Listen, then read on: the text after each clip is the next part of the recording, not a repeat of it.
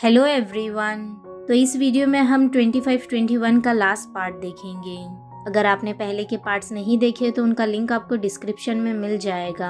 Last part की शुरुआत में हम देखते हैं बैगजिन अपने घर से बाहर निकलता है।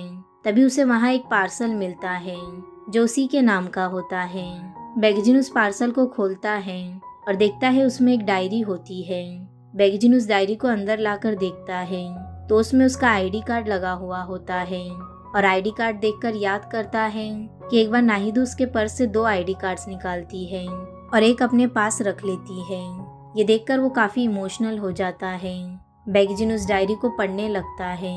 उसमें नाहिदू ने उसकी सारी यादें और सारे मोमेंट्स लिखे होते हैं। ये सब पढ़कर बैगजिन रोने लग जाता है और डायरी को अपने पास रख लेता है। अब अगले दिन बैगजिन बस स्टॉप पर बैठा होता है और नाहिदू के बारे में याद कर रहा होता है। वह आज कोरिया छोड़ के जा रहा था। दूसरी तरफ नाहिदू अपने स्कूल में फेंसिंग अकेडमी में फेंसिंग की प्रैक्टिस कर रही होती है और वो थक कर बैठ जाती है। तभी वो फोन चेक करती है। वो देखती है कि उसमें मैसेज होता है कि बैगजिन आज जा रहा है। मैसेज पढ़कर उसे गुस्सा आता है और वो गुस्से में प्रैक्टिस करने लग जाती है। अब प्रैक्टिस करते करते वो अपनी स्टिक फेंक देती है और भागकर बैगजिन से मिलने जाने लगती है, क्योंकि उसे एहसास हो जाता है कि इसके बाद वो जल्दी बैगजिन से मिलेगी नहीं। दूसरी तरफ बैगजिन भी नाहिदू से मिलने के लिए भागकर उसके घर आता है। वहीं नाहिदू भी बैगजिन के घर भागकर जाती है और दोनों एक दूसरे के घर चले जाते हैं। उन्हें वो दोनों वहाँ नहीं मिलते। बाद में बैगजिन वापस बस स्टॉप पर आता है तो वो दूर से देखता है कि उसके बैग के पास नाहिदू खड़ी होती है। नाहिदू को देखकर बैगजिन वहीं रुक जाता है और वो बहुत इमोशनल हो जाता है। वो रोने लगता है। फिर वो नाहिदू के पास आता है और कहता है तुम घर पर नहीं थी। नाहिदू से सब बताती है कि मैं तुमसे मिलने के लिए गई थी। तभी बैगजिन नाहिदू की शू लेस खुली हुई देखता है और उसे बांधने लगता है। ये देखकर नाहिदू रोने लग जाती है। अब बैगजिन उसकी शू लेस बांधकर खड़े होता है और फिर वो दोनों एक दूसरे को गले लगाते हैं और काफी रोते हैं। नाहिदू कहती है गुड बाय बैगजिन। बैगजिन नाहिदू से कहता है टेक केयर नाहिदू, और फिर वो दोनों अलग हो जाते हैं। अब ऐसे ही काफी समय बीत जाता है। अब हमें दिखाया जाता है कि नाहिदू की मॉम एक मीटिंग में होती है जहाँ पर चैनल का हेड कहता है हमें एक कोई बहुत अच्छा करस्पॉन्डेंट चाहिए। नाहिदू की मॉम बैगजिन को सिलेक्ट करने के लिए कहती है। उसका हेड कहता है बैगजिन उम्र में काफी छोटा है। नाहिदू की मॉम कहती है इसलिए मैंने उसे सिलेक्ट किया है और ये अपॉर्चुनिटी बैगजिन को देती है। दूसरी तरफ बैगजिन एक खुद का घर लेता है और उसमें सामान शिफ्ट कर रहा होता है। तभी बैगजिन के मॉम डैड वहाँ आ जाते हैं और उसकी मॉम बहुत खुश होती है कि आखिरकार बैगजिन ने कर दिखाया और वो उसे गले लगाती है। वो कहती है मैं बहुत खुश हूँ कि हम सब 11 साल बाद वापस साथ रहेंगे। बैगजिन के डैड कहते हैं तुम काम कब से शुरू कर रहे हो? बैगजिन कहता है कल से। अब अगले दिन बैगजिन न्यूज़ शूट करने के लिए आता है। वो सबसे मिलता है और फिर नाहिदू की मॉम उसके पास आती है और उसे कॉन्ग्रेचुलेशन कहती है। बैगजिन उनसे हाथ मिलाता है। वो कहता है आपका बहुत बहुत शुक्रिया, आपने मुझे ये अपॉर्चुनिटी के लिए सिलेक्ट किया। दूसरी तरफ नाहिदू कोरिया में अपनी कोच के साथ बैठी होती है। नाहिदू अपनी कोच को कहती है आप नेशनल टीम को छोड़कर यहाँ क्यों आ गई? उसकी कोच कहती है तुम्हारी तरह वहाँ पर भी बच्चे मेरी बात नहीं सुनते और वो बहुत बोरिंग था। मेरी सारी यादें यहीं पर है। तभी नाहिदू कहती है कोच मैं रिटायरमेंट लेने का सोच रही हूँ। अब कंपटीशन में मुझे कोई मज़ा नहीं आता। उसकी कोच कहती है पर तुम कभी फिर ट्रेनिंग नहीं दे सकोगी। वो कहती है हम ऑड इवन करते हैं, अगर ऑड आया तो तुम रिटायरमेंट ले लेना और अगर इवन आया तो तुम कंटिन्यू करना। नाहिदू कहती है ठीक है, लेकिन बाद में उसकी कोच उसे ऑड और इवन दिखाती ही नहीं है। वो कहती है मैं तुम्हें ये नहीं दिखाऊंगी। दूसरी तरफ हमें दिखाया जाता है कि स्वैंगवान अपनी जॉब में होती है। तभी उसे उसकी मॉम का कॉल आता है। वो कॉल पर रोने लगती है। स्वैंगवान कहती है आप रो मत, मैं आ रही हूँ। उसके डैड की डेथ हो गई होती है जो बहुत सालों से हॉस्पिटल में होते हैं। वो फ्यूनरल में बैठकर यूरिम और बाकी सब दोस्तों को याद कर रही होती है। वो कहती है सभी ने फ्लावर्स भेजे हैं पर कोई यहाँ आया नहीं। तभी वहाँ पर मुंजीवोंग, यूरिम और नाहिदू आते हैं उससे मिलने। उन्हें देखकर वो काफ़ी खुश हो जाती है और वो लोग सब बैठकर खाना खा रहे होते हैं और बातें कर रहे होते हैं। स्वैंगवान कहती है तुम सबका शुक्रिया, तुम सब यहाँ आए। उन सब के जाने के बाद बैगेजिन भी वहाँ आता है। वो फ्यूनरल के पास डोनेशन बॉक्स में पैसे रखता है और डायरी में साइन करता है, तो उसमें सबके नाम लिखे होते हैं। तभी वहाँ स्वैंगवान आ जाती है और उसे सर कहकर आवाज़ देती है। बैगेजिन कहता है सब आकर चले गए। स्वैंगवान कहती है हाँ, तुम्हारे आने के कुछ देर पहले ही। फिर वो बैगेजिन को खाना खिलाने ले जाती है। बैगेजिन कहता है तुम्हारा काम कैसे चल रहा है? स्वैंगवान कहती है अच्छा है, पर कोई फन नहीं है। बैगेजिन हंसता है और कहता है यही बात तुम 10 साल पहले भी कहती थी। फिर वो पूछता है सब कैसे है? स्वैंगवान कहती है मुंजीवोंग एक फैशन डिज़ाइनर बन गया है, उसके ब्रांड के कपड़े भी चलते हैं और अब वह एक अच्छा बिजनेसमैन बन गया है। और यूरिम 2 साल पहले रिटायर हो गई थी। रिटायरमेंट के बाद अब उसने खुद का फेंसिंग क्लब खोला है। मैं बहुत खुश हूँ अब उसके लिए। फिर वो कहती है तुम्हारी एक्स गर्लफ्रेंड के बारे में भी सुनना चाहते हो?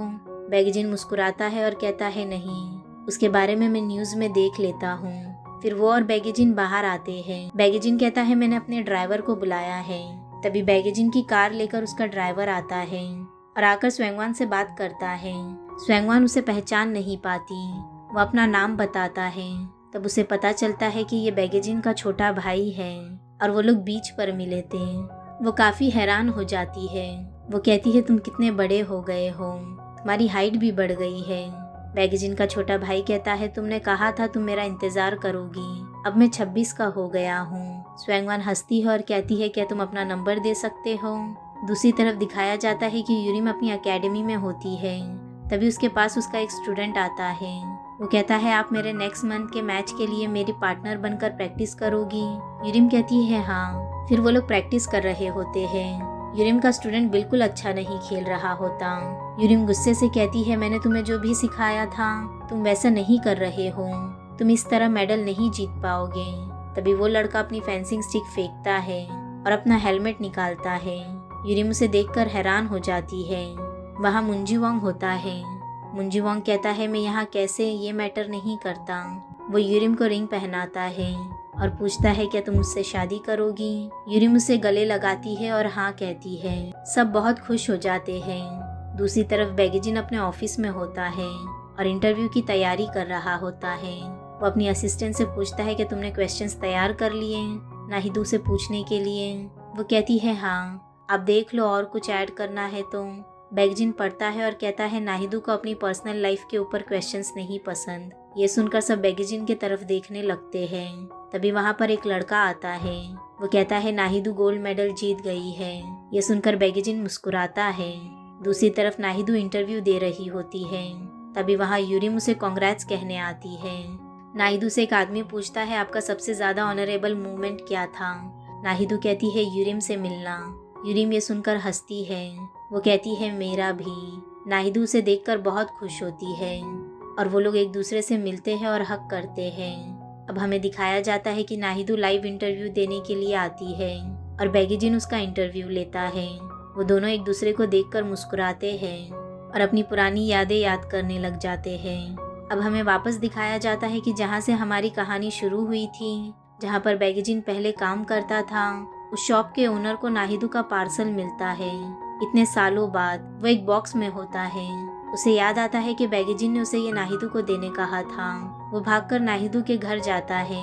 घर के बाहर किम मिनचे निकलती है। वो शॉप का ओनर उसे कहता है क्या नाहिदू यहीं रहती है? किम मिनचे कहती है हाँ, वो मेरी मॉम है। वो शॉप का ओनर उसे कहता है मैं उसे बुक स्टोर का ओनर हूँ, ये अपनी मॉम को दे देना और कहना इसे देने में मैं काफ़ी लेट हो गया, मुझे माफ़ करना। मैं नाहिदू की आखिरी डायरी होती है। किम मिनचे वो डायरी देखकर खुश हो जाती है। इसके बाद हम देखते हैं मिनचे अपनी मॉम के पास जाती है और उनसे कहती है मुझे वापस बैलेट करना है। नाहिदू मुस्कुराकर पूछती है वापस क्यों? मिनचे कहती है मैं बोर हो गई हूँ और मुझे भी वो सब एक्सपीरियंस करना है, मुझे भी रोना है, हंसना है, मैं वापस बैलेट ट्राई करूँगी। फिर वो नाहिदू को वो डायरी देती है। अब मैं अपनी कहानी लिखूंगी। ये सुनकर नाहिदू खुश होती है। फिर वो अपनी डायरी निकाल कर देखती है और बहुत हैरान होती है। अब वह आखिरी पन्ने पर देखती है जहाँ बैगेजिन की राइटिंग देखकर नाहिदू हैरान हो जाती है। बैगेजिन ने लिखा होता है मैं भी वो सब नहीं कहना चाहता था नाहिदू, सॉरी। इसके बाद नाहिदू उसी टनल के पास जाती है। वो कहती है मेरी डायरी वापस मेरे पास आ गई, पास्ट के वो सारे पछतावे लेकर जो मैं भूल चुकी थी। हमारे ब्रेकअप की याद मुझे बहुत डराया करती थी और मैं उसे हमेशा से सही करना चाहती थी। अब हम देखते हैं नाहिदू अपनी इमेजिनेशन में वो वक्त में वापस चली जाती है जब उसका और बैगेजिन का ब्रेकअप हुआ था। वो बैगेजिन को देखती है, बैगेजिन उसे देखकर मुस्कुराता है, नाहिदू भी उसे देखकर मुस्कुराती है, मगर दोनों की आंखों में आंसू होते हैं। नाहिदू बैगेजिन से कहती है मैं असल में तुम्हें ये कहना चाहती थी, तुमने बस मेरे साथ रहकर मुझे बहुत सपोर्ट किया है।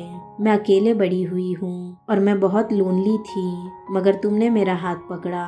बैगेजिन भी उसे कहता है तुमने मेरी मदद की और मैं वापस अपने पैरों पर खड़ा हो गया।